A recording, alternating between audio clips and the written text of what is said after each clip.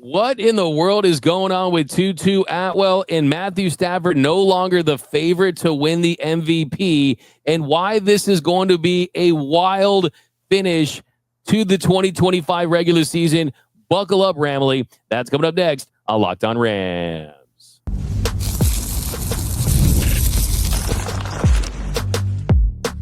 You are Locked On Rams, your daily Los Angeles Rams podcast. Part of the Locked On Podcast Network, your team every day. What is up, Ramley, and welcome to another episode of Locked On Rams, your daily podcast covering your Los Angeles Rams. Our Locked On Podcast Network, the number one sports podcast network, your team every day. You can also find us over on YouTube if you haven't yet. We're trying to get to 30,000 subscribers, so hit the subscribe button, hit the notification bell, and even to support every single episode of Locked On Rams, hit the like button, drop a comment down below. Also, podcast listeners, write us a review or read on the show. My name is Doug McCain. You can follow me on X and Instagram at DMAC_LA. I've covered LA sports for over a decade, 24/7 sports, Bleach Report, SI, Dodgers Nation. And as always, I'm joined by the Rams pre, half, and post-game show host for the Rams flagship radio station, ESPN 710 LA. He's in his 11th season covering your Los Angeles Rams, the People's Champ, Mr. Travis Rogers. You can follow him on X at Travis Rogers. And on today's episode, what is going on with Tutu Atwell? McVay said he was going to be active, and then we don't know where he's at and what's actually happening when we see him back, so we'll get into that. Also, Matthew Stafford no longer the favorite to win the MVP. Are the Rams still favorites to win the Super Bowl? We'll also give you some winners and losers from their loss to the Panthers. But first, today's episode of Locked On Rams brought to you by FanDuel. If you want to be right in the middle of the action this season, visit FanDuel.com and place your NFL live bets all season long. That's FanDuel.com. All right, Travis, let's dive into this one. Some interesting developments with Tutu Atwell. It was recently that Sean McVay was making it seem like he was going to come off the IR and be active, but that was supposed to be for week 13 after he missed 4 games. He's on the injured reserve. But when the time came for him to be activated, he remained on the IR. It was definitely a little bit of a surprise, and McVay's comments last week would tell you that that was something that they weren't expecting. So McVay was asked whether he'd play this week against the Cardinals, and he really didn't give a definitive answer. That's because the Rams need to cut someone from that 53-man roster in order to make room for him. So it's kind of a numbers game at this point, it feels like. Sean McVay said, we'll see. It's one of those deals, like I told you guys afterwards. I love Tutu. I love everything he's about. I would like to be able to figure out a way to get him going and get him involved if that fits for our collective relative to the 48. There are a lot of factors in that. Once we get going on the game plan, we want to try to be able to figure out how to do that, but we have to have some other things that are in alignment before I can give you a clear-cut answer. All right, wow. What answer there, Travis? What do you make of that? I have no idea what that means. That is absolute just gobbledygook. I have no idea what any of that. What that means is I don't need him. We don't want to cut him because we owe him some money. Look, get ready for the most obvious thing you've ever heard come out of my mouth since we started doing Locked On Rams together a few years ago. They don't need him. They don't use him. He is not an impactful player in any sort of meaningful way. And I think that that's very obvious with what they've been doing this year, right? They've got obviously Puka and Devontae that are going to get the lion's share of what they do offensively. No surprise there. And those are their best guys. But we've seen it with X Smith. We've seen it with Jordan Whittington. We've seen them have other guys slide into this role that seem more varied in what they're able to do. And Sean McVay using 10,000 words to say, I don't have a use for him is just, that's the way that Sean McVay does things. It's just such a weird thing because I've been hearing it for years. We love him. He does so many things. Then why don't you use him? This is one of the things that has never made sense to me, this infatuation with this player that they never use. And I think we're finally starting to see it. They're getting down to where, they're competing for a number one seed. They're competing for a division title. Is he completely without value? No, we saw what he did against, Indianapolis, where he kind of had the walk-off shot there.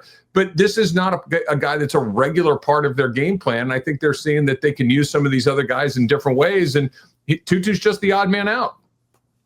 Yeah, I think that's certainly what it is. And he said a lot more about him. I'm not going to read all of it, trust me, because it was a little convoluted. But I think the one big takeaway from his next little chunk was that, as you point out, he kind of lost his role. McVay said he's done everything he can control. What's unfortunate is you get a hamstring and you're out for an extended period of time, and then certain roles and rhythms are established relative to special teams and how Chase and Ben are fielding certain groups. So basically, my takeaway is that you look at the current roster and you look at who's filling those roles and his lack of production, whether that be Sean McVay not finding ways to make him involved or him just not taking advantage when he's in there. But the truth is they're going to play guys and give opportunities to guys that they think are going to help them win football games. And the truth of the matter is that after they gave him that $10 million contract, you thought that because of the investment, they would be emphasizing him on the field. But that just wasn't the case. He's only played more than 50% of the snaps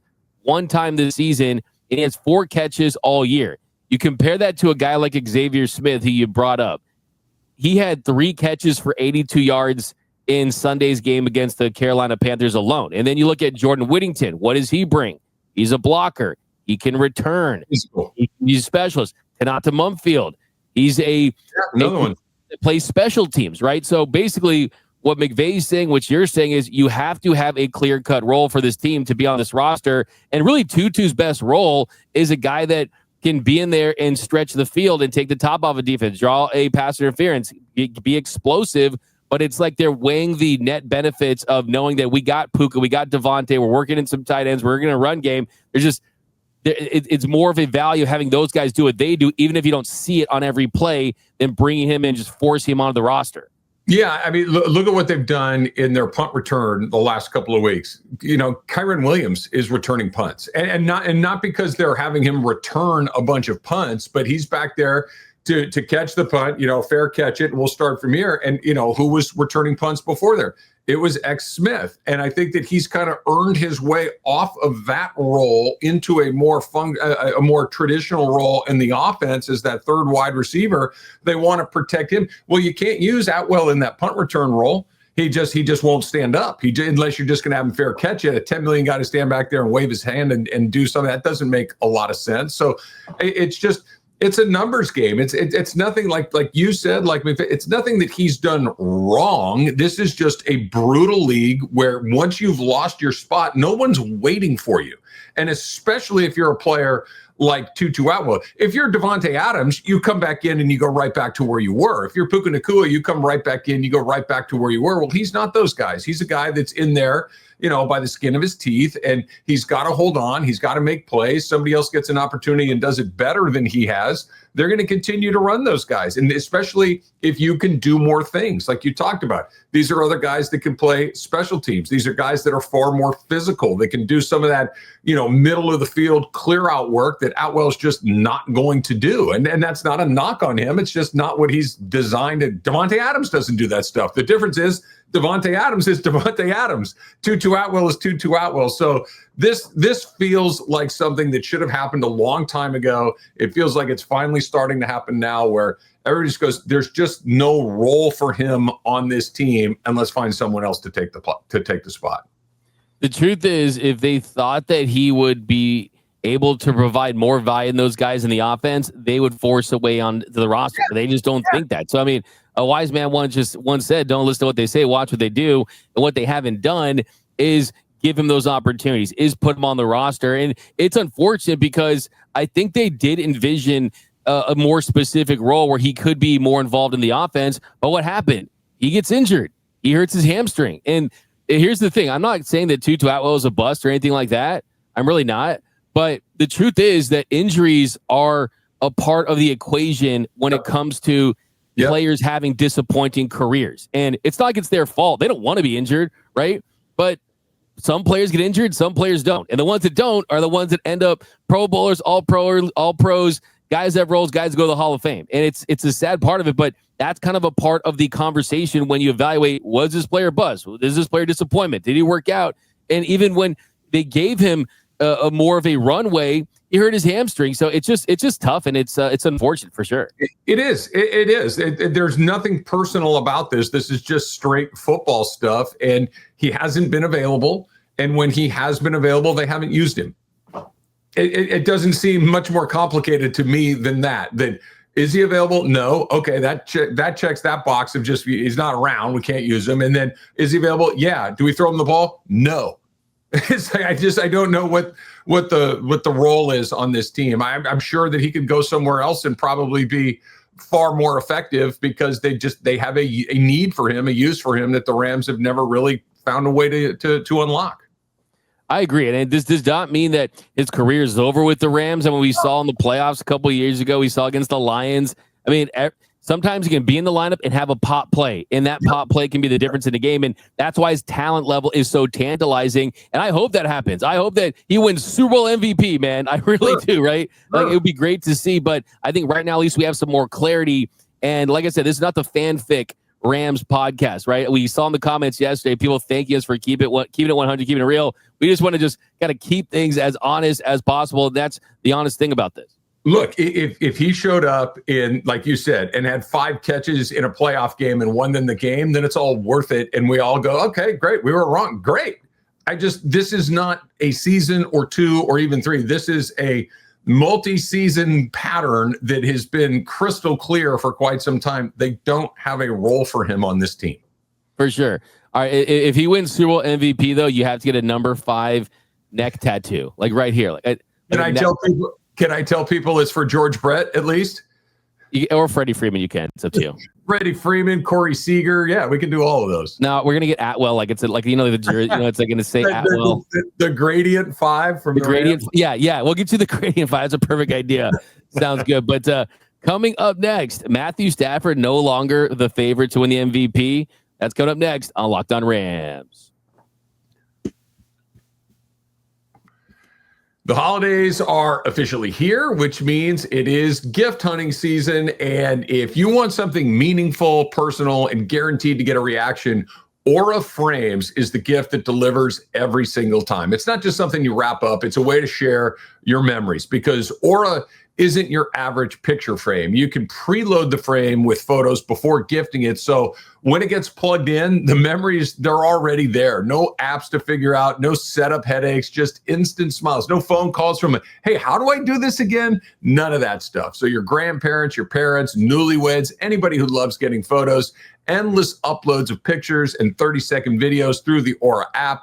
It comes gift wrap ready, no price tag, no wrapping needed. It is a huge, huge win. It's a holiday gift that actually gets used, not opened, oh, hey, cool, and then thrown in a door. Not with Aura Frames. For a limited time, you can save on the perfect gift by visiting auraframes.com to get $35 off Aura's best-selling Carver matte frames, named #1 by Wirecutter, by using the promo code Locked On at checkout. That's AURA frames.com, promo code Locked On. This deal is exclusive to listeners, and frames do sell out fast. So order yours now to get in time for the holidays. Support the show by mentioning us at checkout. Terms and conditions apply.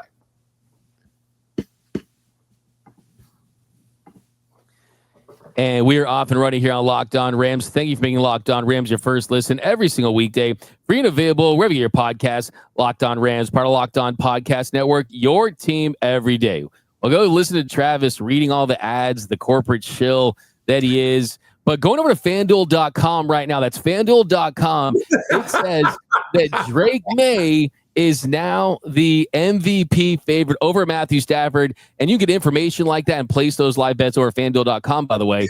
But that brings us to our next topic, is after Matthew Stafford's performance, Travis, where it was his worst game of the season, he threw for just 130 yards. He completed 53.6% of his passes against the Seahawks. And then the Panthers, he had 2 interceptions at the fumble, and he had the pick 6 that gave the Panthers that early momentum and the fumble late. So you look at some of the worst games, the Seahawks. I mean, that really. I look at last week's game as kind of more of a one that people are going to pay attention to, because now he's narrative building. Plus, they're checking his stats every week. And then Drake May and the Patriots, they have an interesting story themselves. So we have a real legitimate MVP race in the NFL.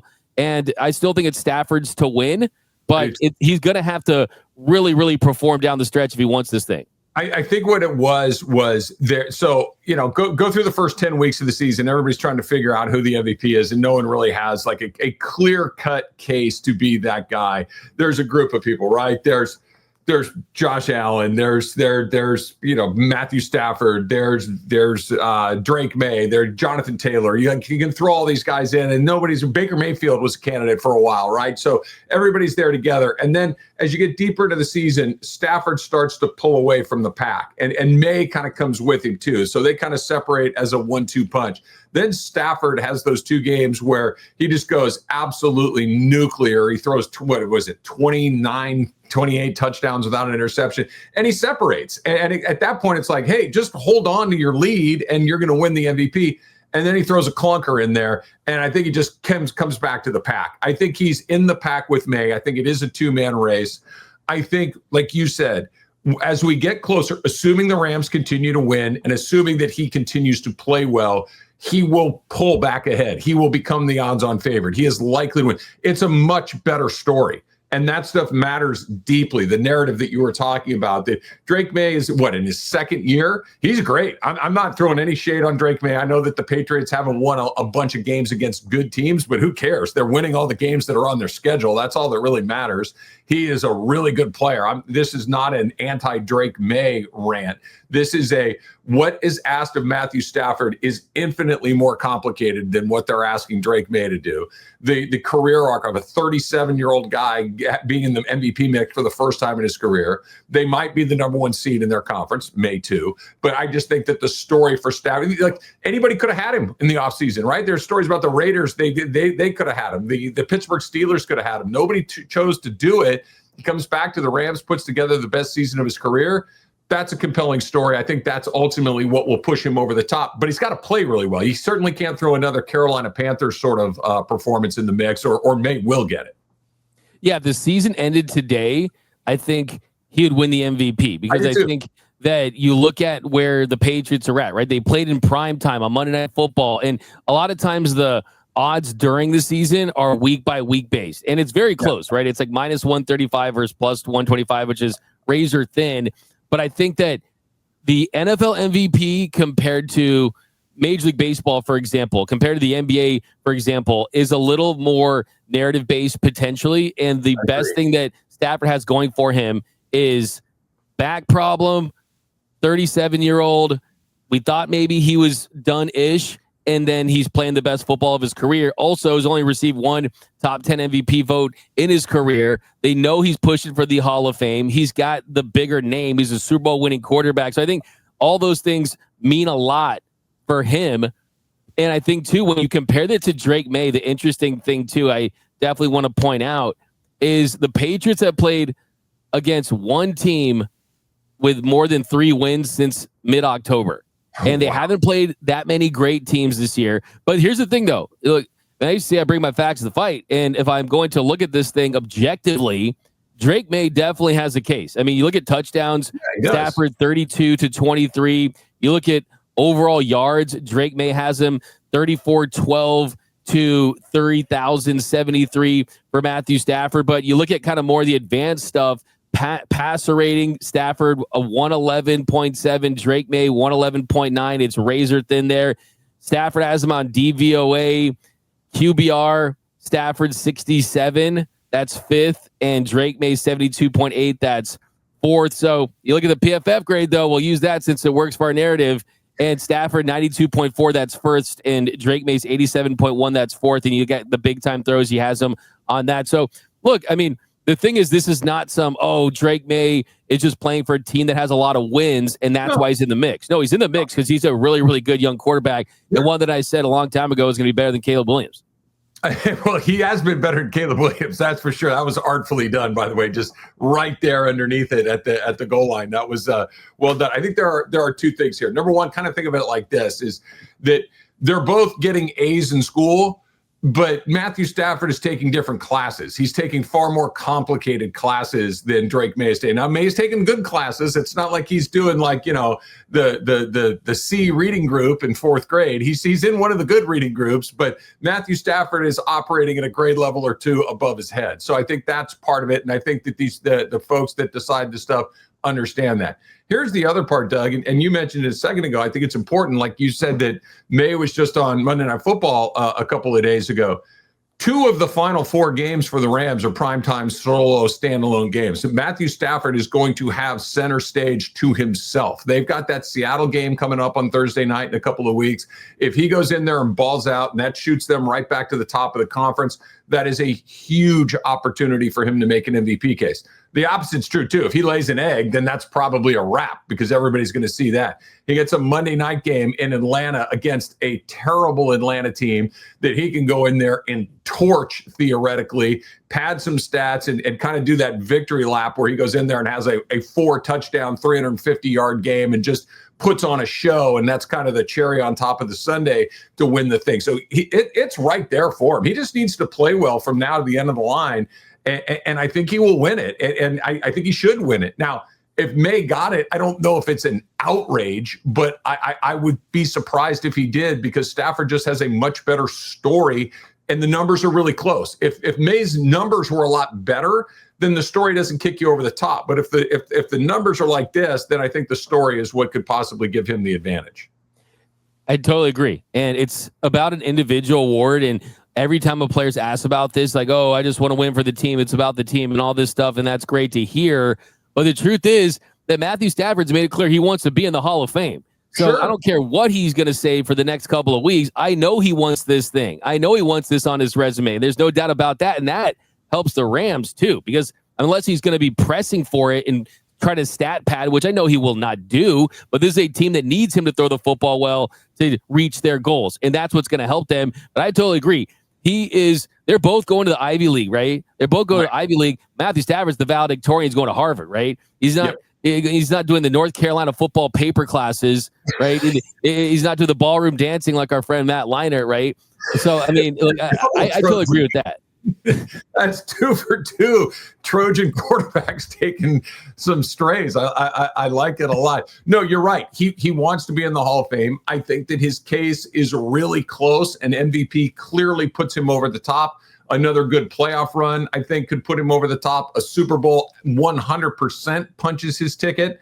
And then, you do both, forget about it. I think he's going to win it. I do. And I'm not worried about, jinxing it or anything like that because he's just that good of a player. He's been playing really well, but he can't afford another Carolina. Look, Drake May could have a really bad game and could open this thing back up again, but he's been terrific most of the season. He had one bad game and it tightened up. It's late in the season. It was a surprise loss to a team that I don't think a lot of people thought were going to beat the Rams, but he's got a chance to erase that memory with the Seattle game and certainly with the Atlanta game. For sure. By the way, big shout out to the NFL. Having one MVP. I know you're going to disagree with me on this, that baseball should have one MVP now that you have a balanced schedule. I'm pretty sure you're an AL MVP, NL MVP guy, or what am I wrong? You can talk me into it. I don't hate that idea. I like it. I like it the way that it is, but you could talk me into that. Yeah. It would just be so fun to have Ohtani winning over Judge every single year. That'd be great. Yeah, then Judge could win over Ohtani. You never know. That would be box office right there. A Judge versus Ohtani MVP race. Well, once Aaron Judge starts taking the mound regularly, then we can have a discussion. But until then, this is silly. It's Ohtani by 100 million miles, and then the next best. There should be the MVP, and then the next best non-Ohtani MVP. I like that. Just the offensive player of the year, basically. Yeah, exactly. Yeah, no, Ohtani. Stop.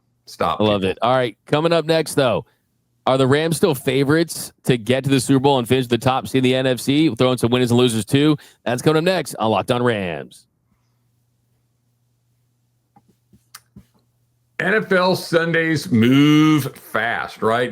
Shoot, go ask the Rams how quickly that could happen. One big play, and suddenly everything feels different. That's what makes live betting with FanDuel so exciting. You're not just watching the game, you're reacting to it in real time as it's unfolding right in front of your face. And with FanDuel, you can place bets as the action unfolds, right? Every drive, every momentum swing, every highlight moment, every pick six. Right? That rings a bell. Live betting is best when the game starts to shift. Pick six, right? A receiver gets hot. Pick six. A defense tightens up. Pick six. Or momentum flips after a turnover. And FanDuel lets you jump right in. Player props update as guys heat up. Live spreads and money lines adjust instantly, so you can bet next touchdown score, drive results, totals, and a whole lot more. It keeps you locked into every snap, every drive, and every possibility. So if you want to be right in the middle of the action this season, visit FanDuel.com and place your NFL live bets all season long. That's FanDuel. The game moves fast, so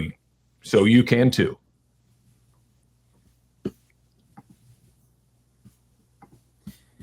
And welcome back to Locked On Rams. Thank you for making Locked On Rams your first listen every single weekday. Free and available wherever you get your podcast. Locked On Rams, part of Locked On Podcast Network, your team every day. Okay, Travis, so the Rams don't currently have the number one seed in the NFC, but their chances to finish with the top seed and get that first round bye are still the highest in the NFC, according to NFL's Next Gen Stats. Gives the Rams a 36% chance of finishing with the number one seed. The next closest team to the Rams is the Seahawks. And of course, they play in week 16. So that could really determine that first round bye. That's going to be awesome. Can't wait to talk to Corbin Smith and Locked On Rams for that one. Locked On Seahawks and be an epic crossover. It's all you for sure.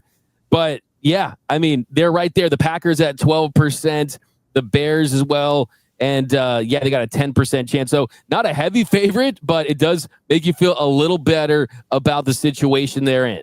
Yeah, it does. I'll go back to Sunday morning at about 9:45. Okay. Was there any question that the Rams were the best team in the NFC? I don't think there was, right? I think they were clearly the team that everybody felt most comfortable saying, okay, those guys right there, they're the best team. Well, fast forward 3 hours later, they lose to the Carolina Panthers. And it was like, it's wide open. And it is wide open because of the records and everything else. But I still think they're the best team. Now, it doesn't mean they're going to finish with the number one seed because, like you said, that Seattle game is likely to determine. And that's what's so crazy. It's not like they have a chance to win the number one seed, but if they don't, they're the 2 or the 3. And if they don't win that Seattle game, they're likely a wild card team. So not only do you not have to go, to Chicago or Philadelphia or Seattle or any of these other cold weather cities, potentially Green Bay, you're once for an NFC Championship game, you're going to have to go on the road the entire time.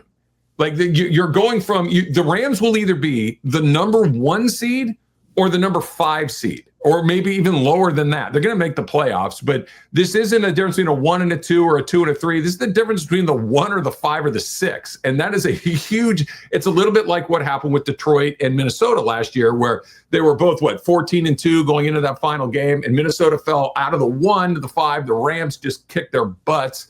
And we all know how that happened. But I still think they're the best team. I don't think they're the best team by a mile, but I do think they're the best team. I think that they can. It comes down to that Seattle game. You go up there and you win and you terrorize Sam Darnold for the 4th consecutive time. I think you take care of business and I think you stay home. Yeah, I think my reaction to this information is similar to yours in the sense that buckle up. Like it could get wild. Like there's nothing that is set in stone or even close to that. And everything you've done so far at this point is essentially just to keep pace, to give yourself a chance to put yourself in the position you want to be to end this season. But there's a lot of football, a lot of very important football left to be played. And yes, you would have liked to win that game against the Panthers and you'd feel a lot more comfortable today because that number would be in the 40s if you were able to win that game. But the truth is, you look at the record right now, you're at 9-3, you're tied with the Bears and the Seahawks. The Eagles, they have an outside chance. Even the 49ers, they have an outside chance sitting at 8-4. Sure.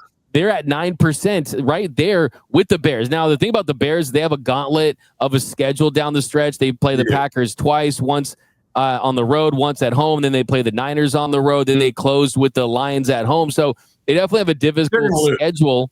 Yeah, they're going to lose a game or two. The Bears are not the team that you got to worry about being the number one seed. The Bears are – it's the Seahawks. Exactly right. But the Bears might win their division. And if you're a wild card team, that means you're going to their house. You want to go to Soldier Field in January? No thanks, man. It's the Rams. I don't think have to worry about the Bears being the number one. The Rams need to worry about not winning their division, because if they win their division, they're probably going to be the number one seed. Absolutely. And the Rams got to the toughest part of their schedule, and now they have to go and kind of fight some of these ones off too. It's not going to be easy to play Detroit. It's not going to be easy to play Seattle. So get ready. I mean, the MVP, the one seed, all this stuff is still completely in the balance and still in place. So we're going to be waiting for it. So yeah, I mean, hey, they got a great coach in Sean McVay, so we feel good about that. Speaking of great coaches, I want to give a shout out to Carson Palmer, who recently won the high school championship for Santa Margarita. The Eagles, they beat Centennial 42-7. So shout out to Carson Palmer, man. USC legend, turning into a great coach. I want to just throw that in there. You don't want to get Rodney Peete or Vince Evans a little love at some point today, and just make sure that you hit all the SC. Shout out to Rodney Peete, man. Shout out to John David Booty. Shout out to everyone. Cody Kessler, the whole gang. Max Brown. Yeah. Todd Marinovic, baby. Oh, Miranda. Oh, man. There we go. We're getting deep in the archives. I love it. All right, but that's going to do it for this episode of Locked On Rams. My name is Doug McCain. You can follow me on X and Instagram at DMAC_LA. And you can follow the People's Champ, Mr. Travis Rogers, at Travis Rogers. And tune in to his radio show, DeMarco and Travis, on ESPN LA this afternoon. Go definitely check out those. It's always talking Rams. Basically. You probably talking about Chris Paul. I don't know, talking about Chris Paul. You see that? Yeah, that's wild. That's wild. They started in 1970. Do you know the longest running pro franchises without a championship? It's actually the Suns.